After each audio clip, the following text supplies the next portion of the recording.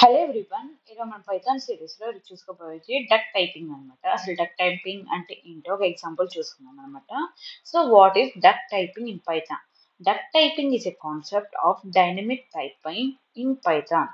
So it is known as dynamic typing అనమాట. So the concept అంతా dynamic typing మీద depend అయి ఉంటుంది డక్ టైపింగ్ అనమాట.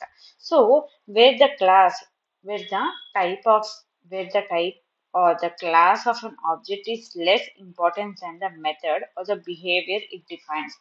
So, మన ఓవరాల్గా చెప్పుకో mean it means concept of dynamic typing అదొక point in Python. So way the type or the class, so type కానీ క్లాస్ కానీ ఆఫ్ ద ఆబ్జెక్ట్ ఒక class and type it is an object ఉన్న type and class అనేది it is a less importance దానికి ఎక్కువ less importance ఇస్తాం అనమాట. So it's less important than the method or the behaviour it defines. So duck typing is a concept of defining dynamic typing in Python, where the type or the class of an object is less important than the method or the behavior. So ఆ definition అనమాట. So సింపుల్గా చెప్పాలంటే, if it looks like a duck, it swims like a duck and quacks like a duck, then it must be a duck. అంటే దాని ఒక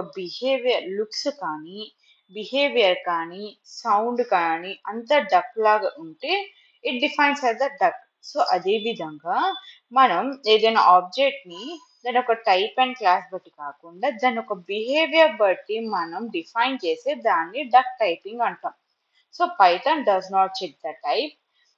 Instead, it checks the presence of the method or the attribute. So Python అనేది దాని ఒక types అని type అన్నట్టుగా check చేయదు. దాని బదులుగా ఏం చెక్ చేసేది, దాని ఒక మెథడ్ కానీ యాట్రిబ్యూట్ కానీ చెక్ చేసేది అనమాట. సో డక్ టైపింగ్ అనేది very flexibility and allow polymorphism. సో పైలోమార్ఫిజంని సపోర్ట్ చేసేది.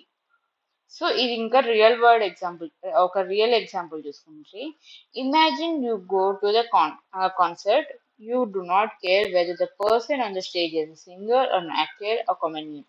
If they can hold a mic and entertain that enough, you except them to perform method or not their classes.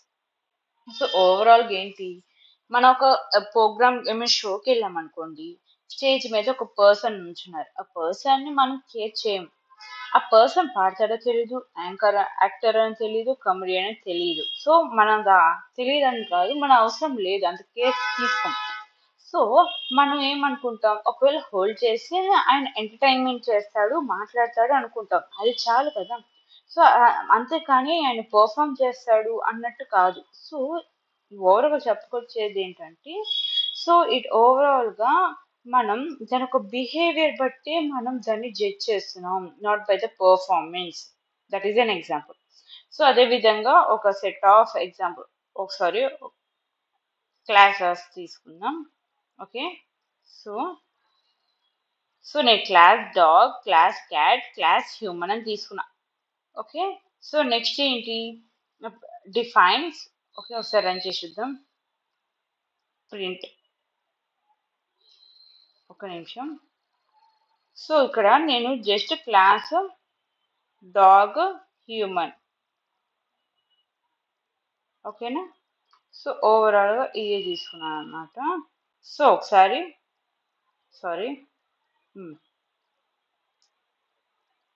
Class dog and error. So error different indentation error, ఓకేనా.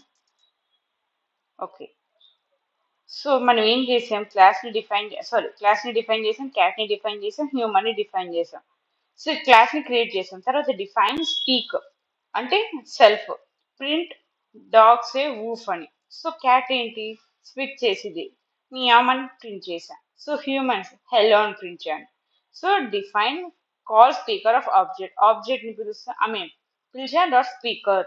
ఇప్పుడు మనం create చేసాం. ఇక్కడ ఏంటి, మనం ఏం చేసాం, మనం ఆబ్జెక్ట్స్ని క్రియేట్ చేసాం. మనం అదే విధంగా ఆబ్జెక్ట్స్ని కాల్ చేస్తేనే కదా. సో ఇండివిజువల్గా ఒక్కొక్క దాన్ని పిలుద్దాం.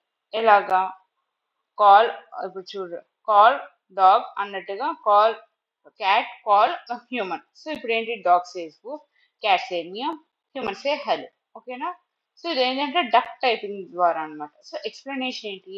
The call speak function does not care about the object type of object. So ఇక్కడ ఏంటి?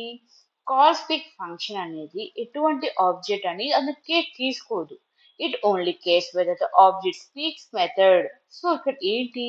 స్పీక్ మెథడ్ ఉన్న స్పీక్ మెథడ్ ని కన్సిడర్ తీసుకుంటది అన్నట్టు చెప్తున్నాం. So this is duck typing. So దాని ఒక ఫంక్షన్ మీద కాదు, దాని ఒక మెథడ్ మీద డిపెండ్ ఉంటది అని అర్థం. ఓకేనా?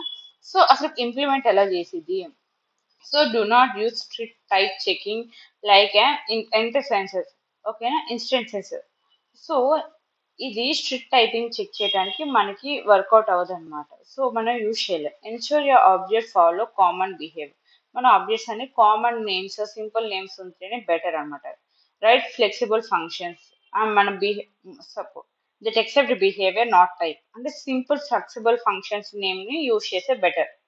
So traditional type checking not duck typing. So అదే విధంగా అది అదే కాన్సెప్ట్ రాయాలంటే ఈ విధంగా డిఫైన్ కాల్ స్పీక్ ఆబ్జెక్ట్ అనిస్తాం, if in sentences of object comma dog అనిస్తాం, ఆర్ అనిస్తాం, హ్యూమన్ ఇస్తాం. సో దాన్ని పిలుస్తాం.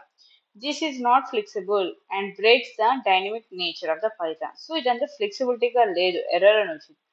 సో ఇది ఫ్లెక్సిబుల్గా లేదు కాబట్టి మనకి సపోర్ట్ చేయదు పైథాన్లో. So last and final summary ఏంటి? కాన్సెప్ట్ టైప్ చెకింగ్ అంటే based on the behaviour not the class and type. So duck typing లో బిహేవియర్ బేస్డ్ అయి మాత్రమే చెక్ చేసేది. సో క్లాస్ మీద డిపెండ్ అయి ఉండదు, టైప్ మీద డిపెండ్ అయి ఉండదు. సో ఫ్లెక్సిబిలిటీ ఏంటి? హై ఎలోస్ హైగా ఉంటుంది అనమాట. సో మెథడ్ రిక్వైర్మెంట్ ఏంటి? Object should have the required methods. So objects అనేది రిక్వైర్డ్ మెథడ్ మీదే బేస్డ్ అయి ఉంటుంది. రియల్ వరల్డ్ మోటో ఏంటి? If it walk like a duck, quacks like a duck. అంటే దాని ఒక బిహేవియర్ బట్టి మనం బేస్డ్ అయి ఉంటాం, not other class other type. ఓకేనా? That is known as duck typing. మీకు అర్థమైంది కదా? Hope you like it. Thank you.